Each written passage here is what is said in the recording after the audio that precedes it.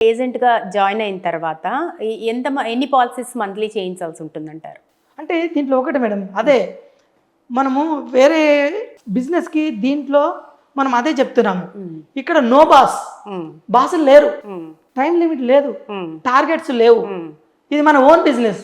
మీరు సొంత బిజినెస్ పెట్టినప్పుడు మీకు మీరే ఒక టార్గెట్ పెట్టుకుంటారు. అంటే పాలసీ చేయిస్తే బెనిఫిట్ కాకుండా ఖచ్చితంగా ఇన్ని పాలసీస్ చేయించాలి అనే రూల్స్ అలాంటివి ఏమి ఉండవు. టార్గెట్స్ అసలు ఉండవు మన దగ్గర.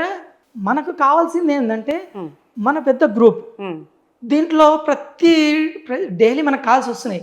వాళ్ళని ఎంపవర్ చేయాలి. మనము ఎంపవర్ చేసిన తర్వాత వాళ్ళని లీడర్గా తయారు చేస్తే వాళ్ళ నుంచి మనకు ప్యాసివ్ ఇన్కమ్ వస్తుంది అనమాట. దీంట్లో ఏంటంటే madam, active income, passive income అని ఉంటుంది.